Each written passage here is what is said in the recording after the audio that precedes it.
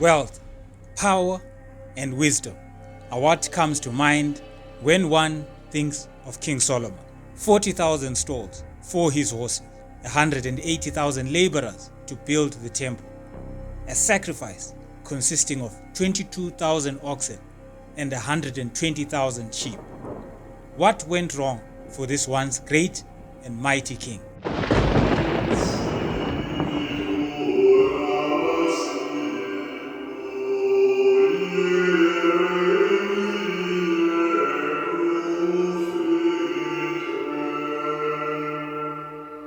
Hi, and welcome to another video. David's last words to Solomon went this way: I am going in the way of all the earth. Be strong, be a man, take charge to follow in the way of the Lord and keep all his ways. Now Solomon had a great start. One of the first things that he did was go to Gibeon and sacrifice there. He sacrificed 1,000 burnt offerings on that altar. And the Lord appeared to Solomon that night and said, Ask, what shall I give you? And Solomon replied, Give your servant an attentive mind to judge your people, to understand between good and evil. For who can judge this immense people of yours? The Lord was pleased with Solomon's request, and Solomon awoke, and it was all a dream. The most famous demonstration of Solomon's wisdom is, of course, the story of the two women. Now, the young king is faced with an impossible problem that would confound any judge. Each of the two women had recently had a child, but the child of the one died, smothered by his mother while she slept. The living son is mine, and the dead child is yours. But the other is just as insistent. No, the dead son is yours, and the living one is mine. There are no witnesses, and there's nothing about either women that makes one more credible than the other. In the face of a seemingly impossible puzzle, King Solomon cracks the case with a gesture that seems to be very much brash at first, but then ingenious. He just simply issues an order: fetch me a sword. And they bring a sword before him. And then he gives the order: divide the infant into two, one half for the first woman and the other half for the second woman. Now imagine how it would have been like to hear this order given, especially if one didn't know the famous ending of the story. Solomon is not yet known at this point for his wisdom. He is unknown and is untested. And there is no reason to suspect that he does not mean what he says. One of the things that is well known about Solomon at this point is that he is very quick to dispense justice with the sword. By this point, he has already put to death Adonijah, his own brother and rival to the throne. He has also already put to death Shimei, son of Gera, a man who insulted his father David while he fled from Absalom, his son, who had usurped the throne. Now, why would such a ruler, who had already killed so many people in the past, call for a sword if he didn't intend to use it? No one knew for sure what he would do. The two women eventually speak up. The first woman cries out in desperation, exhibiting the self-sacrificial traits of maternal love. Please, my lord, she cries out, give her the living child and do not harm him. The second woman, however, is impervious to the pain of the child and to the cries of her rival. She would sooner have the child die than cede them to her rival. It is not hard to see who the real mother is here. It is the one who shows empathy for the child. Remember, polygraphs and lie detectors did not exist in biblical times. And this is a wondrous feat that Solomon's judgment accomplishes. The best outcome for the child. Solomon goes on to become very successful as a ruler.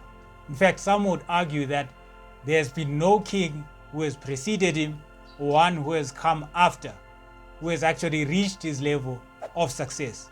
He wins the respect of all his peers, and the kings of the earth come from every direction to hear his wisdom and to honor him with gifts. Solomon ruled over all the kingdoms from the Euphrates to the land of the Philistines, even to the borders of Egypt. They brought gifts and served Solomon all the days of his life. Great wealth makes an individual godlike. It allows someone to influence others while at the same time making them immune to the influence of other people. It is almost impossible for someone who possesses such wealth and power to not fall into the trap of arrogance, to not have a false sense of security. Solomon is living the high life. He not only gains the respect of other kings, but he also becomes one of them. His marriage with the Egyptian king, Pharaoh's daughter, his alliance with the Phoenician king, Hiram, the visit from the famous Queen of Sheba, who was interested in experiencing the wisdom of Solomon firsthand and was skeptical of all his success and wealth and the stories that she had heard about him in her own homeland. Solomon seems to get along so well with his rulers precisely because he has become one of them.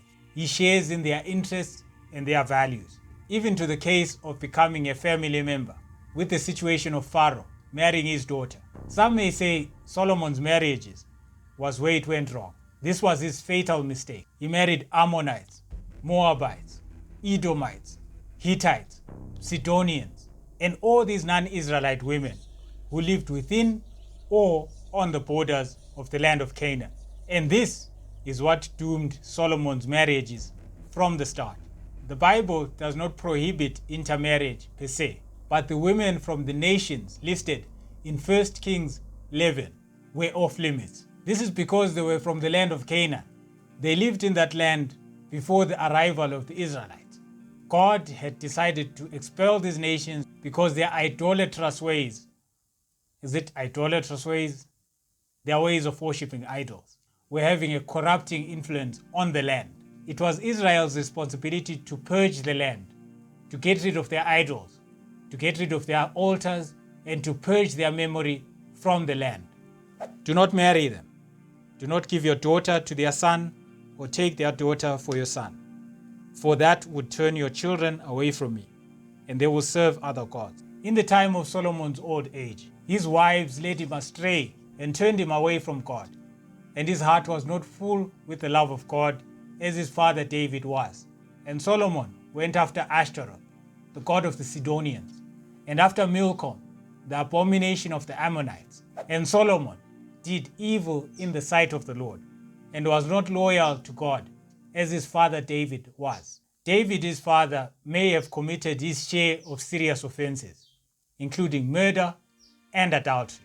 But the one transgression that Solomon committed, which trumped all these other sins, was the sin of idolatry, for it betrayed the relationship with God.